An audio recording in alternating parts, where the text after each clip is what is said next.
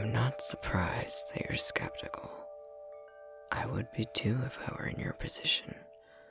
Magic has been carefully portrayed as something of legends and fairy tales for so long that even when the average person witnesses it firsthand, they are inclined to explain it away. Would you like me to show you around? There are a lot of things that I think you'd find interesting back here.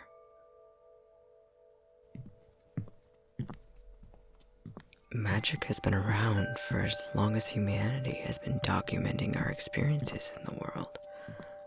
The language used to describe it has changed, but those who make up the mystical and magical populations have always been here, sometimes in hiding, sometimes using our powers blatantly, but always here. Oh, I think you'd really like this book, Shifters in Plain Sight.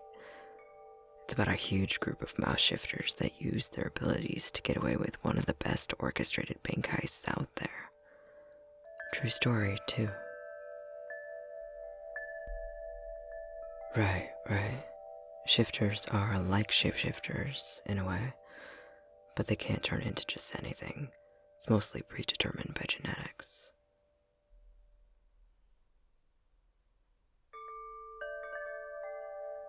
Well, I've never heard of a shifter that can turn into something non-living. I've only ever heard of animal shifters, but I suppose in theory there could be. They wouldn't exactly be able to pass on their genes to the next generation, though. Well, most shifters shift for the first time when they're very young.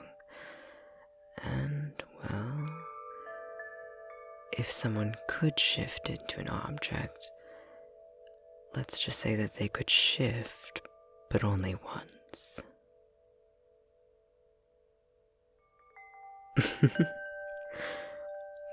Don't look at me like that. You asked.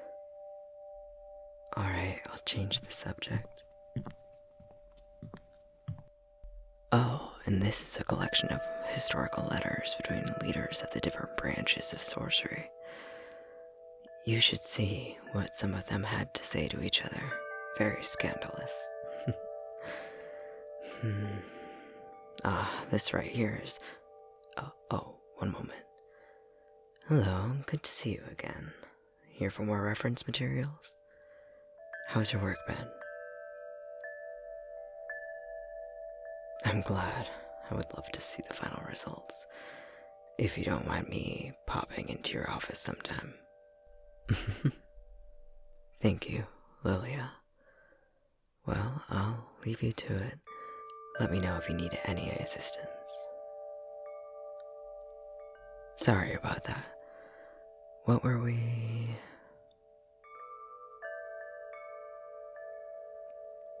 Her? That's Lilia, a researcher at the Mysticality Institution of Research. As the name suggests, it's a research institute here in town. I've actually worked there some myself, and our fields of research have overlapped somewhat in the past, so I suppose you could say we're peers.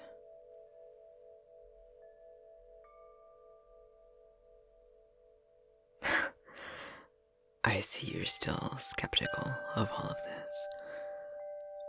Well, I suppose that makes sense.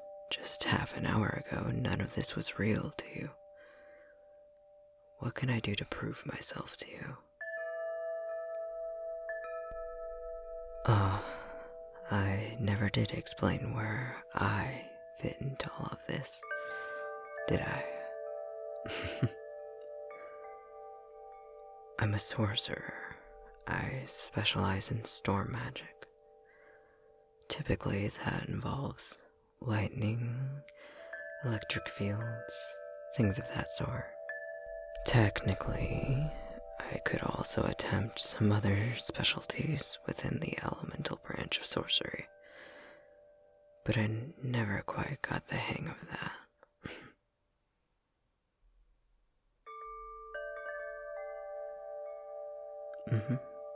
Branches.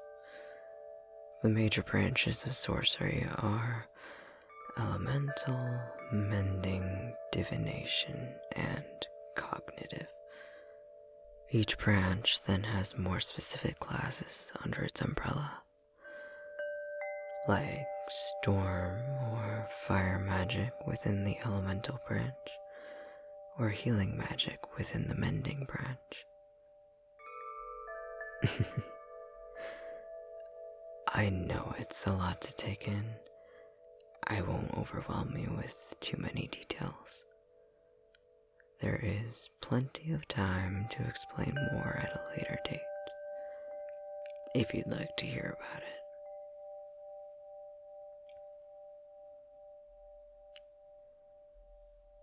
See what? An example of my magic. I suppose I could do that since you asked so nicely. Here, look closely.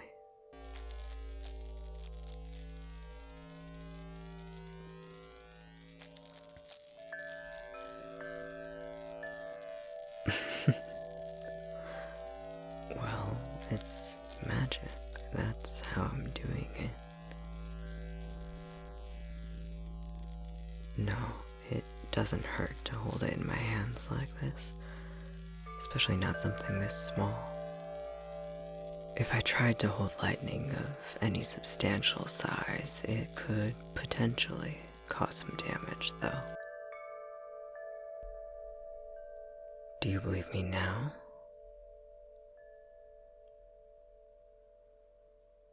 Well, there are quite a few other things I can do, and I would ordinarily love to show you the more impressive sides of my magic, but I'd rather not risk damaging the books. But I could show you something I made. Over here. Here. It's a storm in a jar.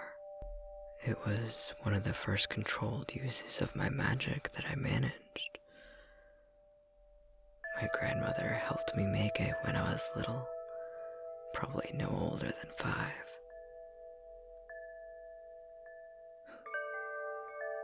Yes, I have to agree, it really is beautiful.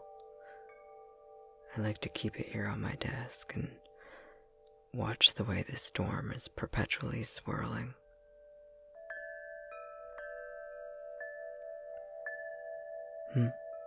No, my grandmother isn't a sorcerer.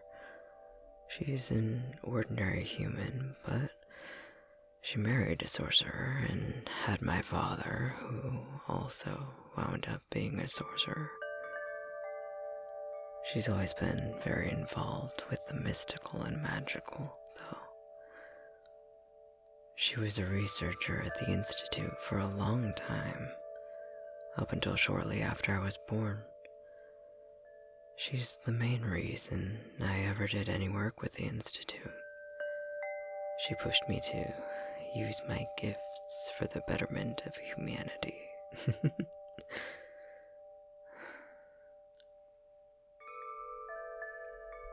Oh, did I mention the Elven?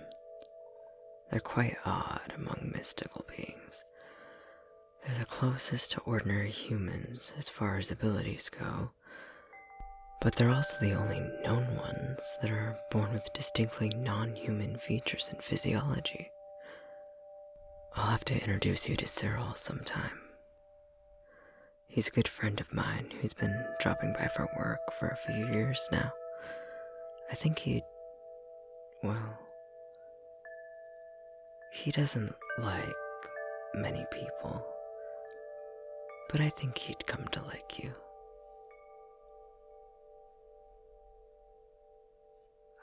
Yes, sorry. I know this is all very overwhelming. I don't mean to bombard you with information, it's just nice to be able to talk about this part of my life. Why tell you? Well, you've become a precious part of my life these past few months that we've known each other. You're a dear friend, and this is a large part of my life, so I wanted to include you in it.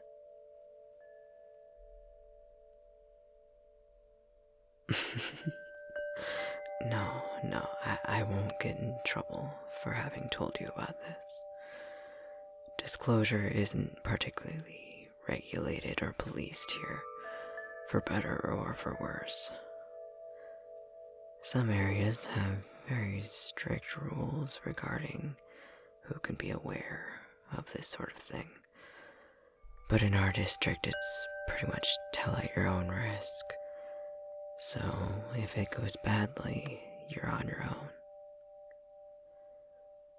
It is nice to not have to jump through bureaucratic hoops just to let someone in like this, though. I'm glad that I told you to, my dear. If you'd be willing, I have much more to show you in the future that I think you would enjoy.